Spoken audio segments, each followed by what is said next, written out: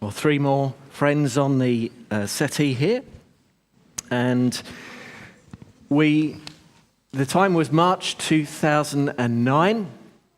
During the week, I'd prepared a sermon for the coming Sunday. And the title of that sermon was, "Where Are You Going Now?" More prophetic than I realised. But Lucy, you were with me in the manse when we became aware of the fire. Tell us about how that happened. Okay, so I woke up and I heard a crackling, popping sound. And Darrell woke up as well, and his response was to nip to the loo.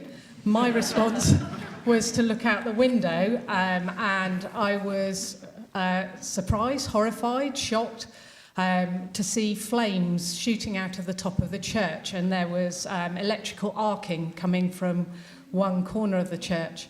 Again, we had a different approach to our response to this. Darrell's was to run towards the church. Mine was to pick up the phone and ring 999.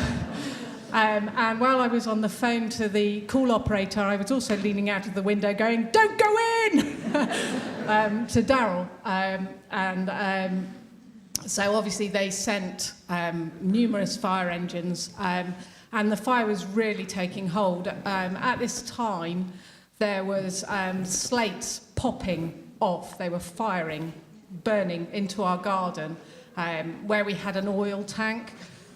So obviously we were quite concerned about that. So I woke up the two children we had at that time, Jed and Jessie, who were really good. And I said, "Look, you need to wake up now. And I'm going to take you to a friend's. The church is on fire."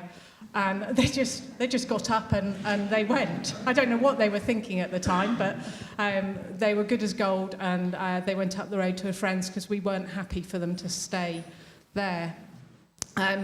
Previous to the church fire, there'd been the fire of the New Inn in the village, a thatched roof, and with all these slates flying, burning, there was obviously a risk that there would be other fires. And one of the greatest memories I've got of that night is there was huge risk. There was risk of our oil tank. There was risk of further fires. And it started to snow. And God knew that risk.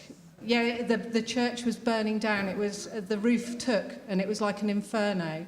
But God knew that risk, and he brought the snow. And the fireman said that snow stopped the spread. It helped damp down these slates and stop the risk. And the whole of the roof of the chapel went, and the closest house to it was not actually our own. It was a neighbour's house, which was probably only sort of a metre away.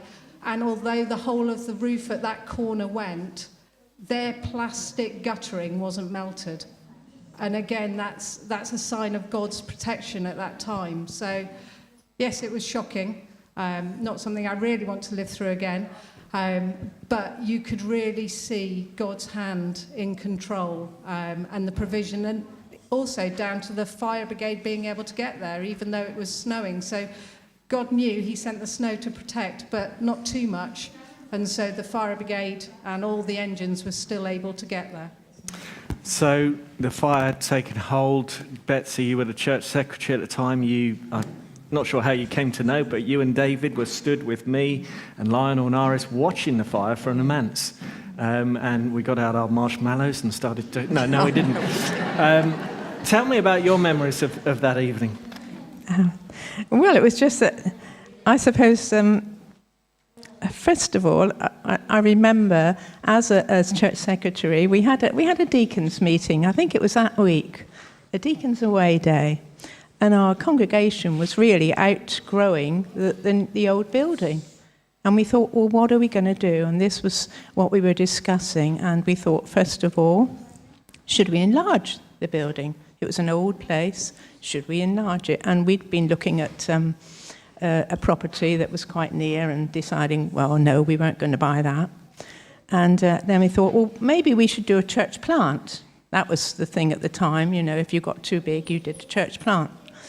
And then the last one was, maybe we should relocate. And I thought afterwards, God must have been looking down at us and thinking, you're doing all these plans, but I can see a bigger plan. And I believe he could. And we had a meeting that night, didn't we, Lucy, about Messy Church. We were going to start Messy Church. And we were wondering whether to have it in our church or down in the village hall. And I came home. I was the last one in that building, so I was a bit guilty. I thought, what have I done, you know? Got home about 10 o'clock, and then 1 o'clock, was it? Or 1:30 in the morning, walking through Kilmington in the dark, joining Iris and Lionel and Lucy and Darrell in the manse. And it was scary, seeing this. And I think one of the feelings I had was a sadness, really, because a lot of our history and a lot of other family history had been in that church. And now we didn't have that building. And although we still had the memories, we didn't have the building. And I was church secretary, as I said, and right at the end of the year, we usually wrote a report. And this was just something that I added at the end of my report, and I just felt that this was what we should be doing. And I put, I want to pray this prayer for 2010, that God will keep us all faithful as a fellowship to meet the challenges of this year and be ready and willing to work together to further God's kingdom in this Axe Valley with or without a building. Thank you. David, would you like to say anything that you remember or were struck by at the time? Well, what I remember is going round there and seeing the flames coming out of the roof and the snow falling. That's right, yeah. Yeah, it was quite a sort of burned on your memory, as it were. And I was a bit concerned with the last person who was in the church. That's right, yeah. You can Before chat the with her fire. later. Good.